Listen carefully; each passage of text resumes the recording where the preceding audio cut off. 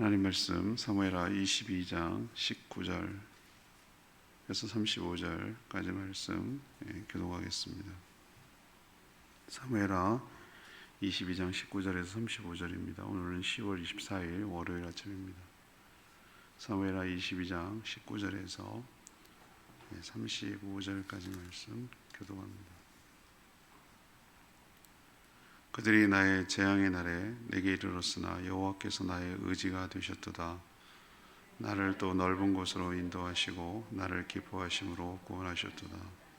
여호와께서 내 공의를 따라 상 주시며 내 손의 깨끗함을 따라 갚으셨으니 이는 내가 여호와의 도를 지키고 악을 행함으로 내 하나님을 떠나지 아니하였으며 그의 모든 법도를 내 앞에 두고 그의 규례를 버리지 아니하였음이로다. 내가 또 그의 앞에 완전하여 스스로 지켜 죄악을 피하였나니 그러므로 여호와께서 내 의대로 그의 눈앞에서 내 깨끗한 대로 내게 갚으셨도다. 자비한 자에게는 주의 자비하심을 나타내시며 완전한 자에게는 주의 완전하심을 보이시며 깨끗한 자에게는 주의 깨끗하심을 보이시며 사악한 자에게는 주의 거스르심을 보이시리이다. 주께서 공고한 백성은 구원하시고 교만한 자를 살피사 낮추시리이다. 여호와여, 주는 나의 등불이시니 여호와께서 나의 어둠을 밝히시리이다. 내가 주를 의뢰하고 적진으로 달리며 내 하나님을 의지하고 성벽을 뛰어넘나이다. 하나님의 도는 완전하고 여호와의 말씀은 진실하니 그는 자기에게 피하는 모든 자에게 방패시로다. 여호와 외에 누가 하나님이며 우리 하나님 외에 누가 반석이냐. 하나님은 나의 견고한 요새시며 나를 안전한 곳으로 인도하시며 나의 발로 암사슴 발 같게 하시며 나를 나의 높은 곳에 세우시며 내 손을 가르쳐 싸우게 하시니 내 팔이 놋활을 당기는도다. 아멘. 어제 주일 설교도 이 본문이 들어갔습니다만 지금 사무엘하 22장은 다윗의 시가 소개되고 있습니다. 다윗은 여호와 하나님은 자신에게 어떤 분인지 자신의 체험을 통해 나온 것을 고백하고 있습니다. 다윗에게 하나님은 의지의 대상이었습니다. 인도하고 그를 구원하셨기 때문이죠. 그는 늘 말씀대로 살아서 하나님을 떠나려고 하지 않았습니다. 그는 하나님이 심는 대로 거두게 하시는 분임을 경험했습니다. 하나님은 완전하고 의로우셔서 그를 의지하는 자에게 자비를 베푸시는 분이라고 다윗이 고백하고 있습니다. 오늘 질문은 하나님의 의로움은 어떻게 나타납니까? 이것이 오늘 질문입니다. 하나님의 의로움은 어떻게 나타납니까?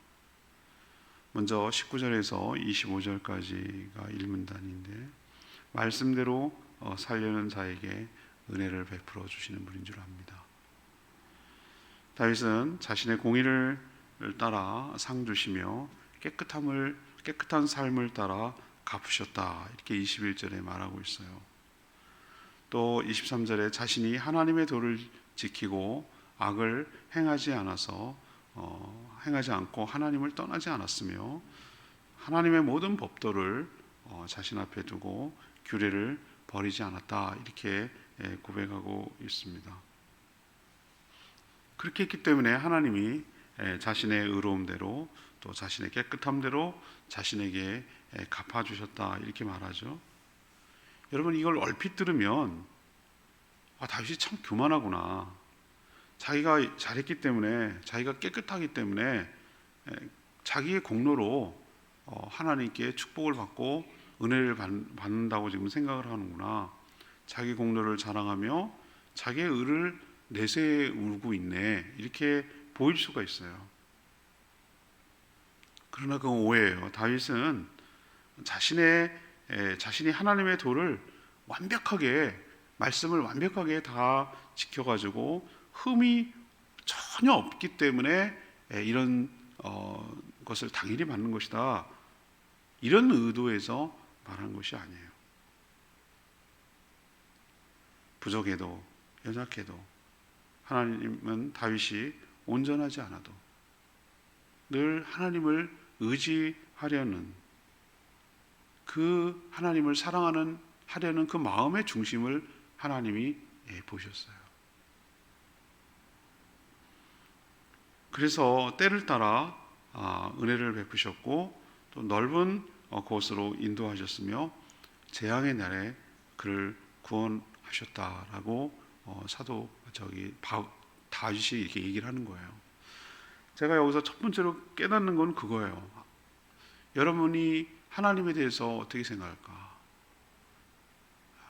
내가 완벽해서 하나님의 은혜를 받느냐 이 말이죠. 내가 흠이 없어서 은혜라는 말 자체가 자격이 없는 자가 받은 하나님의 호의이기 때문에 그 말 가운데 다 들어있지만, 내가 하나님의 축복을 받는 이유가 내가 잘나고 잘하고 흠이 없고 완벽하고 뭐 죄짓지 아니하고 공로를 세우고 이래서 받는 거냐 이 말이에요. 우리가 실제로 우리 삶을 가만히 돌아보면 그렇지 않다는 거 여러분이 스스로가 잘 아실 거 아니에요. 늘 부족하고 연약하고 죄 많이 짓고 넘어지고, 그 뭐 정말 내 속마음을 다 들킬 수 있는 그 영화 같은 것도 나오는데, 그 말하지 않아도 그 사람의 말이 들리는 뭐 그런 영화도 뭐 옛날에 본 적이 있는데, 그 만약에 우리의 마음의 중심과 우리의 동기와 우리 것 다 하나님 모르실까? 알죠? 얼마나 참 연약한가, 참 얼마나 부족한가, 그런 걸 아시죠? 그럼에도 불구하고 그 은혜와 사랑과 축복을 주시는 이유는, 그럼에도 불구하고 다윗은 하나님을 여전히 사랑했어요. 그럼에도 불구하고 하나님 자기 중심에, 마음의 중심에 하나님을 두고 있었어요. 그렇기 때문에 하나님이 그를 귀하게 여기시고 한 것이지 완벽해서 그런 것이 아니에요. 여러분, 완벽하지 않아도 돼요. 또 완벽할 수도 없고요. 그러나 내 마음의 중심에 하나님을 늘 먼저 생각을 하고 하나님을 늘 의식하고 하나님을 늘 사랑할 때 하나님께서 우리에게 사랑과 은혜를, 축복을 부어주실 줄로 믿습니다. 두 번째 얘기는요, 26절에서 29절까지 이야기인데요, 어둠을 밝히는 등불이 되어서 인도하신다는 거죠. 어둠을 밝히는 등불이 되어서 인도하신다. 다윗은 여호와 하나님을 자신의 뭐라고 표현하면 등불이라고 표현했어요. 등불. 29절에 그런 표현이 나오죠. 자신의 어둠을 밝혀주기 때문에 그렇습니다. 요즘은 어떻습니까? 요즘은 다 불빛이 있고 그래서 굳이 불을 가지고 다닐 필요가 없어요. 제가 어렸을 때만 해도 가로등이 어디 있어요? 요즘 우리나라 먹고 살기 할 만하니까. 아니, 시골 가면 또 지금도 여전하잖아요. 깜깜하잖아요. 먹고 살만하니까 가로등이라는 게 생겼고, 뭐 전봇대 달리고 그런 게 생겼지. 언제 그런 게 있었냐? 그건 네가 알아서 할 문제지 공공적으로 하는 건 없었잖아요. 전부 다 어디 길을 밤에 어쩔 수 없이 가려면 움직이지도 않았겠지만 다 막 횃불을 들고, 횃불 이후에는 뭐가 나왔습니까? 뭐 호롱불을 들고, 그 후에는 뭐가 나왔어요? 기가 막힌 전지라는 게 나왔단 말이에요. 이렇게 켜갖고 하는 거. 저 기억나거든요. 어렸을 때 그 할머니 댁에 가면 그거 신문물이 호롱불에서 그걸로 바뀌니까 신문물이더라고요. 그렇게 다녔잖아요. 그게 없다. 정말 요즘은 그런 거 다 필요 없어요. 핸드폰에 다 있거든. 저도 깜깜하면은 혼자 가다가 해가 져버렸어요. 걸어야 되는데. 그럼 어떡합니까? 그거 켜고 이렇게 다녀야지. 요즘 너무 좋아요. 그렇지만 그게 뭐까지도 없다 그러면 이거 넘어지기 쉬워요. 만약에 잘못 길을 가다가 그 산에 가다가 큰일 납니다. 이게 넘어질 수 있고. 그런 존재라는 거예요. 하나님이 자신에게. 그리고 또 우리도 그런 얘기를 하잖아요. 이거는 육체적으로 그렇기도 하고, 또 하나는 지식적으로 또 무지함을 까막눈이라고 그러고 아무것도 모른다 그러고, 그럴 때 어둠이라고 표현하잖아요. 그것을. 그런 면에서 이 자신의 무지함을 하나님의 그 빛나는 등불로 인해서, 비춰줌으로 인해서 자기의 무지함을 깨우치게 되었다라는 의미도 사용하는 것이죠.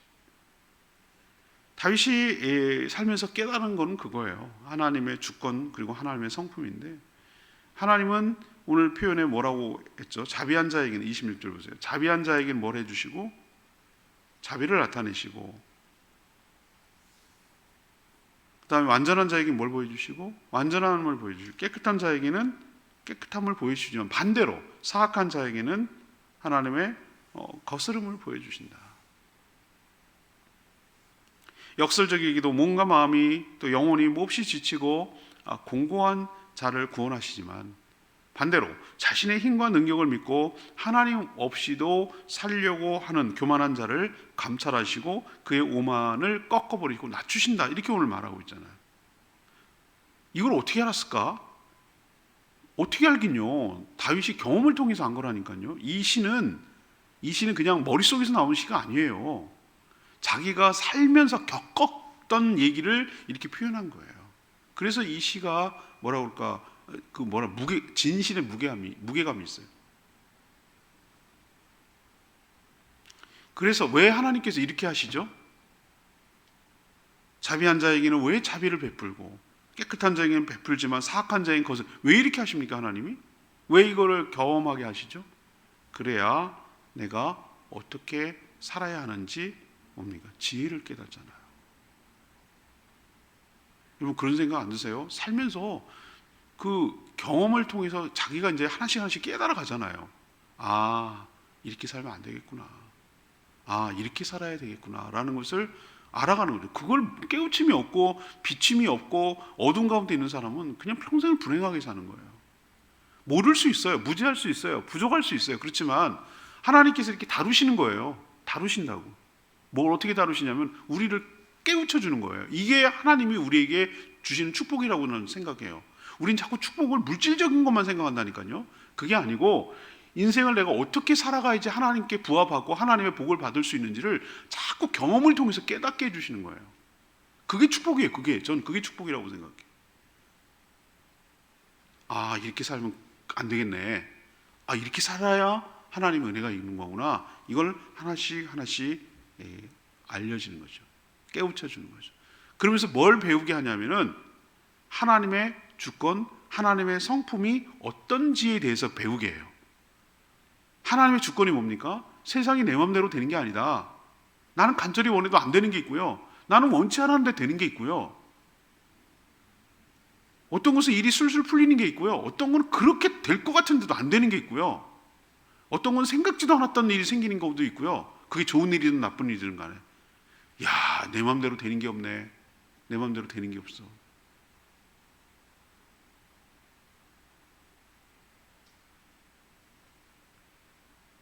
그리고 그 가운데도 하나님이 베풀어 주신 성품을 경험하는 거예요. 참, 나 같으면 정말 성실대로 하자면 그건 벌써 이러는데, 야, 이걸 또 참아주실 때도 있고, 아, 이거는 좀 넘어갈 수도 있고, 뭐 별일도 아닌 것 같은데, 어떨 때는 아주 호되게 당하게 하시고, 그걸 너무너무 심각하게 다루시고, 아프게 하고, 힘들게 하고, 아주 그냥 뼈저리게 느끼게 만들 때도 있고, 어떨 땐 종잡을 수가 없어요. 그렇지만, 하나님 보세요. 이렇게 우리도 깐난 이제 막 나율같이 이렇게 잘하는 애들 보면은 어떨 때는 강원 작전을 쓰잖아요. 그냥 다 기본적으로는 예뻐하시고 사랑하세요. 하나님 우리를 사랑하시고 예뻐하시지만 어떨 때는 뭡니까? 얘를 위해서 어떨 때는 막 나무래고 혼낼 때도 있고 어떨 때는 막 이뻐하고 이렇게 하들 얘의 입장에서 한번 생각해 보시자고. 당황스러울 거예요. 왜 일관성이 없지? 내 마음대로 다 해주는 게 자기를 사랑하는 걸로 생각하는데 안 그렇잖아요. 어른들은. 어떨 때는 막 그럼 야단치기도 하고 버릇없게 뭐라고 하기도 하고, 그렇지만 또 갑자기 뭐 왜 이렇게까지 하면서 자기를 달고 예뻐해 주기도 하고. 그 어린아이 입장에서는 헷갈리지만 목적은 어른의 목적은 하나예요. 얘가 건강하게 안전하게 밝게 잘 자라게 하는데 목적이 있는 것이죠. 그리고 나 모든 사람들이 나를 사랑하는구나 라는 걸 깨우치는 것이죠. 하나님도 우리를 다루실 때 그런 것 같아요. 미숙하고 연약하고 그냥 그 자아중심적이고 그 죄성이거든요. 태어날 때부터 이 죄성을 가지고 우리가 태어나거든요. 그걸 깨기가 너무너무 어려워요. 사람들이 그 자기중심적이고 하나님 없이 자기가 하려는 그 본성으로 갖고 태어나 버렸어요. 우리가 죄 가운데 태어났다고 그러잖아요. 그거를 꺾고 깨기가 얼마나 어려운데 하나님 그것을 자꾸 다듬고 만지시고 해가지고 그렇게 안 살아도 된다. 하나님을 은혜로 살 수 있다. 하나님이 이렇게 하는 거구나라는 것을 자꾸 하나님과의 접촉 과정을 통해서, 다루심을 통해서 점점 깨달아가면서 그 하나님의 주권 앞에 순복하고 인정하고 받아들이고, 그 하나님께서 공의롭게 행하시는 그 하나님의 성품을 따라 조심하게 되고 살아가게 되는 거죠. 이게 저는 인생을 살면서 하나님이 주시는 축복이라고 저는 생각을 하는 거예요. 그러니 여러분, 하나님의 주권을 인정하고 그분의 성품에 깨닫고 순복하며 살아가는, 그때 하나님의 은혜와 사랑과 축복이 여러분 가운데 있게 될 줄로 믿습니다. 세 번째는요, 30절에 35절까지 말씀인데요, 믿고 의지하는 자들에게 힘이 되어 주시는 하나님에 대해서 얘기를 해요. 제가 어제도 표현했지만 다윗은 탁월한 시인이고 연주가예요. 싱어송라이터라고 그러죠. 여러분, 요즘은 노래도 하고 작곡도 하고 어떨 땐 작사도 쓰고 다 했어요. 완벽한 퍼펙트한 뮤지션이에요. 다윗이 그랬다. 그러니까 어제도 표현했습니다. 시를 표현했다 그러죠. 말씀으로 표현했다. 노래를 말씀으로 표현했다. 이게 시편이거든요. 그래서 다양한 시를 지어서 자신의 신앙을 고백하고 노래하고 하나님이 자신에게 어떤 분인지를 표현하는 데 굉장히 능숙했어요. 어떨 때 보면 참 부럽기도 해요. 남들이 보면 저를 부럽다고 하겠지만 우리는 늘 남을 부러워하는 거니까 그렇게 사는 인생이지만, 어떨 땐 노래 잘하는 사람 그렇게 부러워요. 정말 어쩜 저렇게 타고났냐, 어떻게 이렇게 한 곡으로 노래를 저렇게 사람에게 감동을 주냐, 막 이러면서 이렇게 울컥할 때도 있고, 이런 아름다운 곡을 어떻게 사람이 지을 수가 있냐, 그런 생각이 들기도 하고, 그림을 보면서 사진을 보면서 이야 정말 멀었어, 어떻게 이런 사진을 찍을 수 있냐, 막 그러면서 막 감탄을 한단 말이죠. 근데 제가 요즘 많이 감탄하는 것은 옛날엔 저는 문학이 뭐야? 그냥 시험 보기 위해서 하는 거지 무슨 문학을 내가 뭘 근데 문학이 갈수록 좋아지는 거예요. 문학이 시 구절이 그 짧은 표현으로 어떻게 그렇게 응축하고 압축해가지고 인생을 잘 표현했는지 감탄이 나올 때가, 어떨 땐 시인이 정말 멋있게 사는 거네, 뭐 이런 생각이 들 때도 있고, 늘 누구 삶을 항상 부러워하는 거니까. 다윗도 엄청 부러워요. 이 다 가졌어. 거기다가 그냥 자기 사랑 노래, 자기 신변잡기 얘기를 하는 게 아니라 하나님과의 그 관계와 하나님과의 체험을 어쩜 이렇게 아름다운 시로 잘 표현했을까? 이런 생각이 드니까 부럽다, 이런 생각이 드는 거예요. 앞에도 말했지만 하나님은 자신에게 뭐라고 했습니까? 어둠을 밝혀주는 등불 같은 존재다. 왜 등불이라고 했을까? 오늘 그 자기 인생에 대해서 회고하며 고백하는 거잖아요. 앞이 캄캄하고 어두울 때 이 등불이 되어주신 하나님을 의지하고 용감하게 적진 한가운데로 뛰어들 수가 있었다. 하나님이 비춰주신 빛 따라 움직였다는 거예요. 우리도 유도등 따라서 활주로에 비행기가 이렇게 내리듯이 하나님이 등불을 탁탁탁 켜주시면서 그 다음을 보여주시고 그 다음을 보여주시고, 그렇게 해서 인도함을 받았다, 그 뜻이에요. 그리고 성벽을 넘어서 용감하게 적진 한가운데로 뛰어들 때 얼마나 두렵겠어요, 여러분들. 그렇죠? 그 위험을 무릅쓰고 각오하고 뛰어드는 거잖아요. 근데 그게 가능했던 것은 등불이 되어진 하나님을 믿고 의지한 것이죠. 하나님이 지켜주실 것을 믿고 용기를 낸 것이죠. 또 말하기를 하나님의 말씀은 완전하고 진실하니 하나님을 믿고 그에게 피하는 모든 자에게 뭐가 되어주신다? 방패가 되어주신다. 이것도 메타포예요. 아까는 등불이 되어주신다, 방패가 되어주신다. 우리는 방패라는 말을, 왜냐하면 우리는 현대전에서는 방패를 안 쓰니까 방패라는 개념이 없죠. 참호 같은 거로 있을지 모르죠. 옛날에는 근데 창으로 활로 해야 되게 방패가 굉장히 수비하는데 굉장히 중요한 도구였어요. 우리도 이스라엘 에어돔 만들어가지고 팔레스타인이 막 포격해도 그것을 물론 에어돔은 있는 건 아니지만 패트리어트 미사일이나 이런 것들 통해서 이쪽에서 포를 쏘면은 그것을 감지해가지고 레이더가 그걸 맞닥뜨려가지고 쏘는 거예요. 그러니까 떨어지지 않은 거예요. 공중에서 다 폭파하고 마는 거예요. 그러니까 마치 에어 도움처럼 있는 것처럼 하는 거예요. 우리도 북한의 장사정포가 굉장히 위협적인, 우리는 취약한 게 서울이 휴전선과 너무 가까워요. 그래서 우리한테 굉장히 불리해요. 전쟁적으로 보면 거기 다 겨냥하고 있어요. 대전까지 쏠 수 있는 장사정포가 쫙 깔려 있단 말이에요. 그걸 제일 위협으로 느껴요, 우리로서는. 다른 걸 비행기 띄워봐야 쟤네들은 공중전에서 게임도 안 되지만 그게 제일 위협적이거든요. 그래서 어떻게 합니까? 그거를 방어하기 위한 수단을 쓰는 거예요. 지금 1차 방어, 2차 방어 해가지고 수도권이 보호되도록 하는 방법을 쓰는 거죠. 그런 식으로 하는 건데 요즘은 그런 거지만 옛날에는 방패예요. 방패. 개인적으로 그걸 해야 화살을 튕겨나가고 그 은유가 어디서 나오는가? 자기 경험에서 나오는 거예요. 내가 죽을 고비가 있고 위험이 있을 때마다 하나님이 나의 뭐가 되어주셨다? 방패가 되어주셨다. 그래서 이 위험을 넘어갈 수가 있었다라고, 적의 공격을 넘어설 수 있었다고 라고 은유를, 시인이니까 그런 표현을 쓰는 거예요. 그가 살면서 내린 결론이 이거예요. 여호와의 외에 누가 있겠습니까? 30절 보세요. 이게 진심이고 하고 싶은 얘기인데, 여호와의 누가 하나님이며, 여러분 하나님이라는 것은 여러분 어떻게 생각하셔야 되냐면은 신이라는 개념으로 생각이 돼요. 우리로 치면은 신은 여러 사람들 보세요. 무슨 신 다 신들이 많잖아요. 하나님은 그런 뜻이에요. 우리가 생각하는, 여러분 생각할 때 하나님이 한 분밖에지 아니에요. 여기서 말하는 하나님이라는 것은 그냥 보통 명사예요. 그러면은 다윗이 믿는 하나님이 누구냐면 여호와라는 하나님, 여호와라고 하는, 야훼라고 하는, 여호와도 발음이 틀렸어요. 왜냐면은 그 발음이 우리는 정확하게 전달이 안 돼가지고 여호와라고 번역했지만 나중에 학자들이 계속 연구하고 하니까 그래도 원음에 가까운, 왜 이스라엘 사람들이 하나님의 이름을 함부로 못 불렀어요. 너무 두려워가지고. 그래서 여러 가지 우회적으로 했는데 그래도 하나님을 가장 비슷하게 하는 게 야훼 하나님이에요. 야훼가 가까워요. 그런데 우리는 그냥 여호와로 번역을 해버렸기 때문에 그냥 여호와를 쓸 수밖에 없는데, 여러분이 여호와라고 지칭하는 이름, 우리가 다윗이 믿고 우리도 안 믿고는 똑같은 그 하나님, 천지를 창조하신 그 하나님이 여호와라고 이름을 붙이는 하나님이라는 뜻이에요. 하나님은 한 분밖에 없어요. 그러면서 다윗이 고백하잖아요. 여호와의 외에 누가 하나님이냐? 없다는 얘기죠. 우리 하나님 외에 누가 반석이냐? 없다는 얘기죠. 이거는 반어법 강조하는 거죠.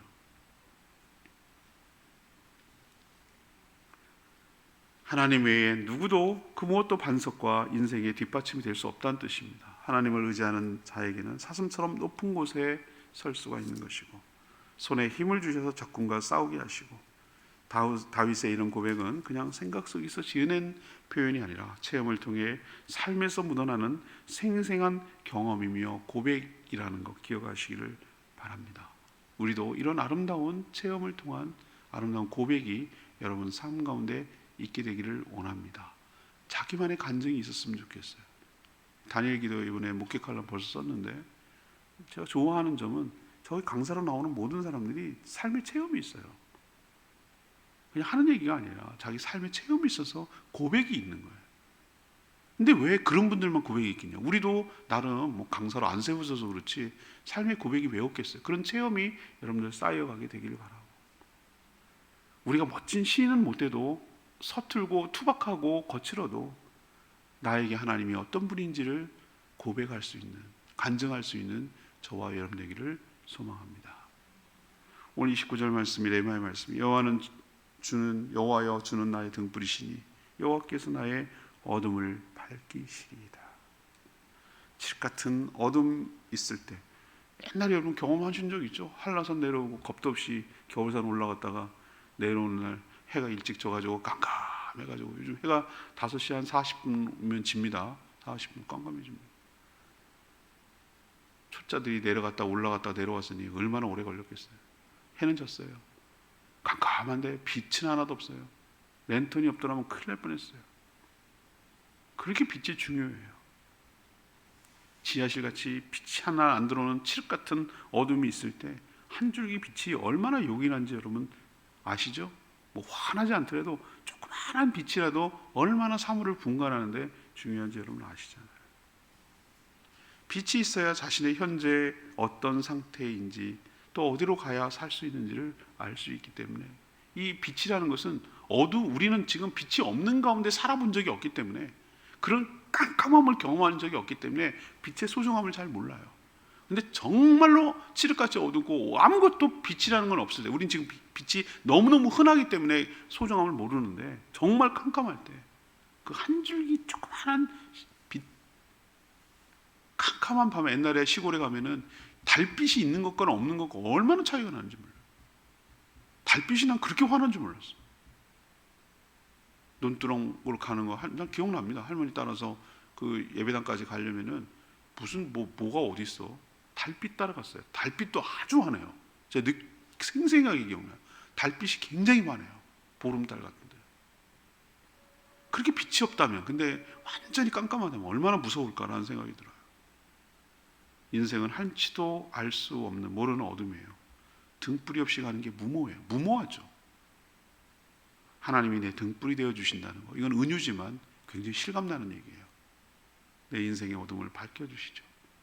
내가 볼 수 없는 것을 보게 해주시죠. 그렇기 때문에 하나님 없는 삶은 눈뜬 소경이에요. 여러분이 하나님이 여러분의 등불이 되어 주시기를 원합니다. 무지를 깨우쳐 주시고, 내가 오늘 여러분 어떻게 살아야 될지 여러분 감이 떠오르세요?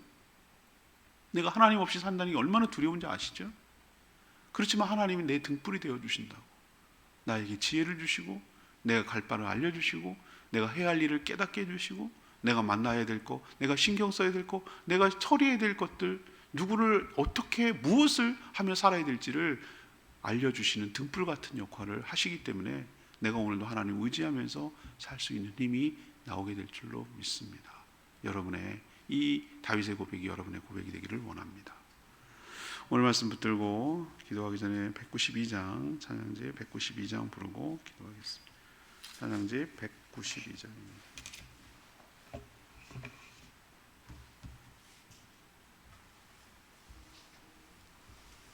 찬양지 192장 낮은 자의 하나님 찬양하겠습니다.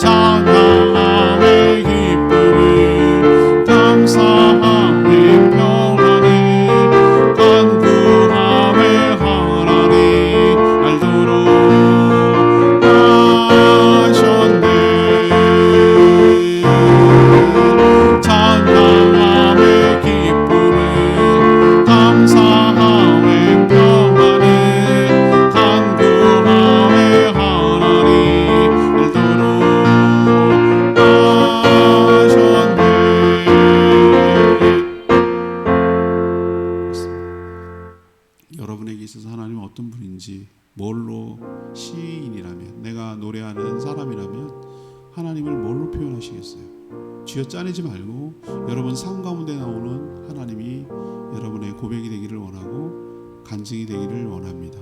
다윗은 등불이요 방패라고 하였어요. 하나님은 공의롭게 하시는 분이라고 고백했어요. 여러분도 하나님이 어떤 분인지를 자신 있게 다른 사람에게 권할 수 있을 만큼 아름다운 풍성한 체험이 여러분 가운데 있게 되기를 원합니다. 주여, 오늘도 저에게 등불이 되어 주셔서 저의 삶을 비춰주시고 인도하여 주시옵소서. 주여 외치며 기도하겠습니다. 주여 하나님,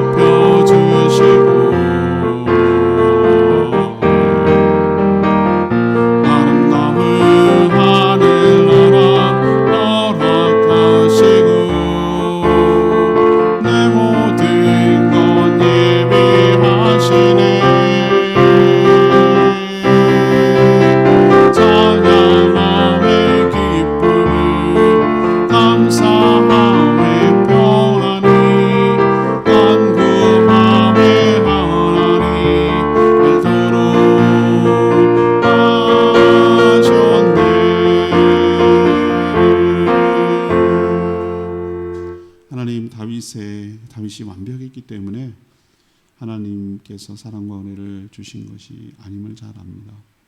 그 역시 죄와 허물이 참 컸던 사람이었습니다. 그런데도 불구하고 하나님을 진심으로 사랑하고 의지했습니다.